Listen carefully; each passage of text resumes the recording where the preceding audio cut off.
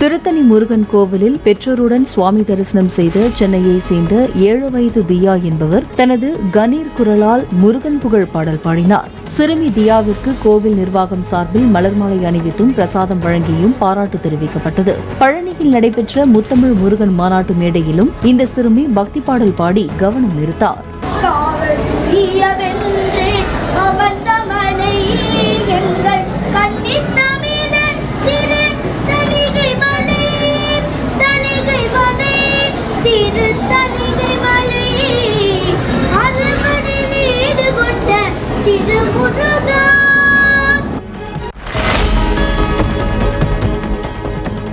குற்றாலம் தேரடி பகுதியில் விநாயகர் சதுர்த்தியையொட்டி பூஜிக்கப்பட்ட விநாயகர் சிலை ஊர்வலமாக கொண்டு செல்லப்பட்டு பேரருவியில் நீராட்டிய பின் குளத்தில் கரைக்கப்பட்டது. சேலம், ஓமலூர், தாரமங்கலம், ஜலகண்டபுரம் உட்பட்ட மாவட்டத்தின் பல பகுதிகளில் இருந்தும் விநாயகர் சிலைகள் கொண்டுவரப்பட்டு மேட்டூர், திப்பம்பட்டி, கூனாண்டியூர், சின்னமேட்டூர் பகுதிகளில் உள்ள காவிரி ஆற்றில் கரைக்கப்பட்டன. கும்பகோணம் நகரின் பல்வேறு இடங்களில் அமைக்கப்பட்டிருந்த விநாயகர் சிலைகள் ஊர்வலமாக எடுத்துச் செல்லப்பட்டு காவிரி ஆற்றில் கரைக்கப்பட்டன. தடை செய்யப்பட்ட வழித்தடங்கள் வழியாக சிலைகளை எடுத்துச் செல்ல அனுமதி மறுக்கப்பட்டதால் ஊர்வலத்தில் சென்றவர்கள் போலீசுடன் வாக்குவாதம் செய்தனர். மதுரை மீனாட்சியம்மன் கோவில் ஆவணி மூல திருவிழாவின் 4ஆம் நாள் நிகழ்வாக சிவபெருமானின் திருவிளையாடல்களில் ஒன்றான தருமிக்கு பொற்கிழி அளித்த லீலை வழிபாடு நடைபெற்றது. அப்போது திருவிளையாடலை எடுத்துரைக்கும் வகையிலான அலங்காரத்தில் பிரியாவிடையுடன் கையில் ஓலையை வைத்தபடி அருள்மிகு சுந்தரேஸ்வரரும் மீனாட்சியம்மனும் எழுந்தருளி பக்தர்களுக்கு அருள் பாலித்தனர்.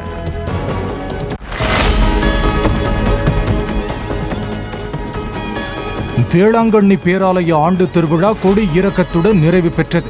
கடந்த மாதம் 29ஆம் தேதி கொடியேற்றத்துடன் தொடங்கிய விழா 10 நாட்களாக விமர்சையாக நடைபெற்று வந்தது.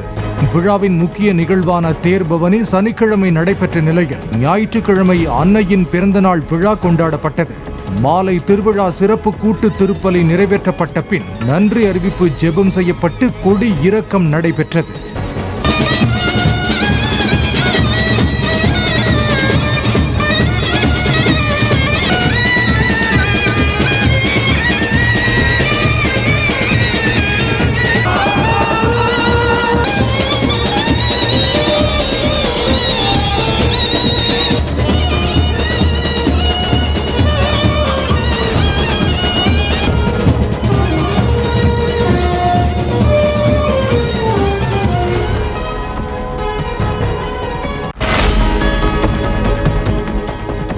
காவல் நிலையத்தில் விசாரணையை வீடியோ எடுத்த இளைஞரை தாக்கிய குற்றச்சாட்டில் திண்டுக்கல் தாலுகா காவலர் ஒருவரை சஸ்பெண்ட் செய்தும் காவல் ஆய்வாளரை இடமாற்றம் செய்தும் எஸ்பி பிரதீப் உத்தரவிட்டார். மாமூ கோவிலூரைச் சேர்ந்த முகமது நசருதீன் தனது மாடுகள் காணாமல் போனதாக அளித்த புகாரின் மீது நடைபெற்ற விசாரணையை அவரது மகன் முகமது உசேன் செல்போனை மறைத்து வைத்து வீடியோ எடுத்தபோது தாக்கப்பட்டதாக கூறப்படுகிறது.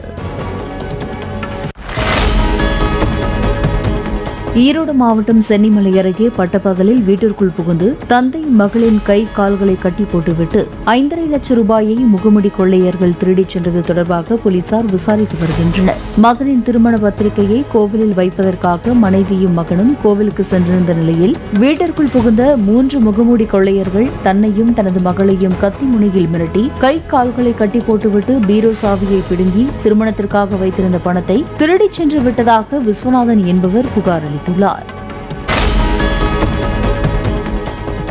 செங்கல்பட்டு மாவட்டம் திருப்போரூரை அடுத்த வெண்பேடு கிராமத்தில் மலை உச்சியில் உள்ள பழமை வாய்ந்த மகா காலபைரவர் கோவில் கும்பாபிஷேகம் சிறப்பாக நடைபெற்றது.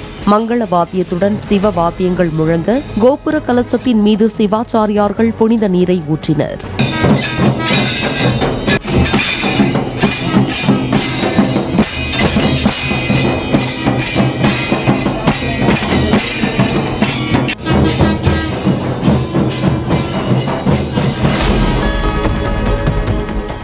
ஆந்திர மாநிலம் ஸ்ரீகாகுளத்தில் கனமழை பெய்து வரும் நிலையில் விஜிபுரம் பகுதியில் தரைப்பாலம் வழியாக ஓடையை கடக்க முயன்ற சரக்கு வாகனம் ஒன்று வெள்ளத்தில் அடித்துச் செல்லப்பட்டது. வெள்ளத்தில் உருண்டு சென்று கரையோரம் ஒதுங்கிய வாகனத்தில் இருந்து முதலில் ஓட்டுநர் பத்திரமாக மீட்கப்பட்டார்.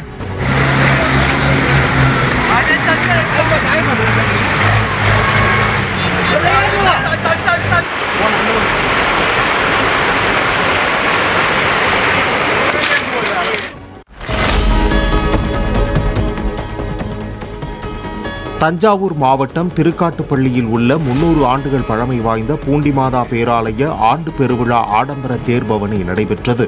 வான வேடிக்கையுடன் நடைபெற்ற தேர்பவனியில் ஏராளமானோர் கலந்து கொண்டு மாதாவை வழிபட்டனர்.